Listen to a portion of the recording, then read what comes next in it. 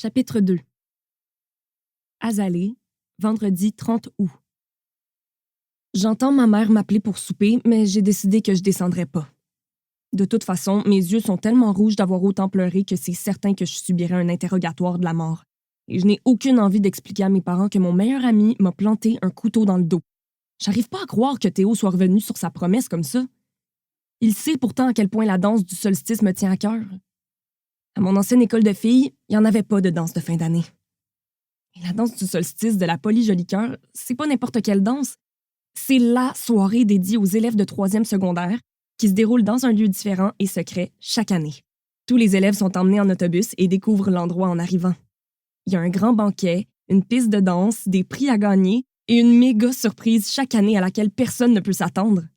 Il paraît que tous ceux qui y sont allés ont dit que c'était la plus belle soirée de leur vie. Le seul hic, c'est que pour s'inscrire, il faut absolument être accompagné. Et jusqu'à aujourd'hui, j'étais censée y aller avec Théo. Là, je vais arriver à la polyvalente en ne connaissant personne, alors que tous les couples pour la danse du solstice sont déjà formés depuis au moins la première secondaire et peut-être même avant.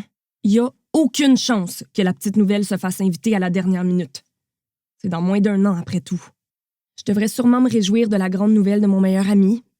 C'est vrai que c'est moi qui lui casse les oreilles avec le fait qu'il n'ose jamais parler aux garçons, même si je suis pas vraiment mieux que lui dans ce domaine.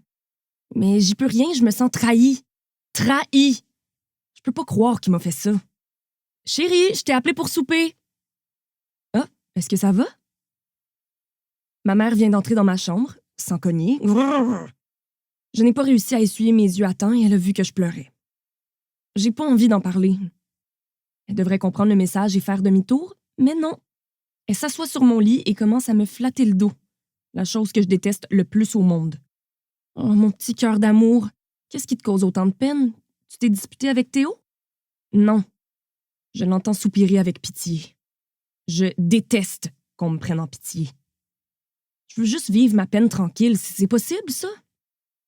Tu sais, tu peux tout me dire. Je l'ai vu partir rapidement. Tant mieux pour lui, bon débarras.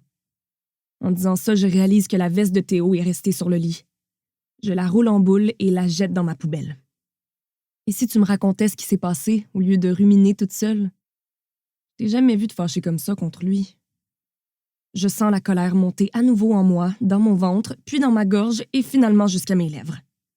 Il est con! C'est pour ça que je suis fâchée contre lui. Ma mère continue de me flatter le dos pour m'apaiser, mais ça a plutôt l'effet inverse. Allons, ça peut pas être si pire. Vous pouvez pas vous disputer après avoir été si longtemps sans vous voir? Pas si pire! Pas si pire! Moi, j'ai décidé de changer d'école parce que j'étais tannée de mon école de filles et que je m'ennuyais vraiment de mon meilleur ami, qui m'a invitée à la danse du solstice d'été, c'est-à-dire à l'événement le plus cool, méga génial de 3e secondaire que j'attends depuis que je suis née, et j'ai travaillé tout l'été au café de Grand-Papa pour amasser des sous et m'offrir la robe Bourgogne de mes rêves qui me donne l'air d'être une princesse parce que je voulais que Théo soit fier d'être mon cavalier, et je pensais que ce serait une belle surprise, mais finalement, il vient plus avec moi parce qu'il s'est enfin fait un amoureux qui s'appelle Louis-Philippe et... Un amoureux? La voix de mon père interrompt mon flot de paroles pathétiques.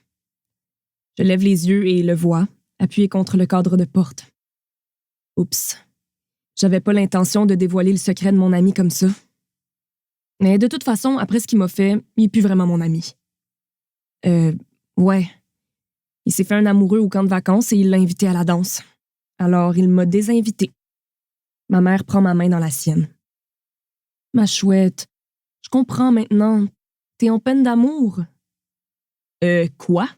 Mais non, Mon père s'avance et s'assoit à son tour sur le lit pour me flatter les cheveux. Je me retiens pour ne pas grincer des dents. Moi aussi, j'avais environ ton âge quand j'ai vécu mon premier chagrin d'amour. Elle s'appelait Miranda.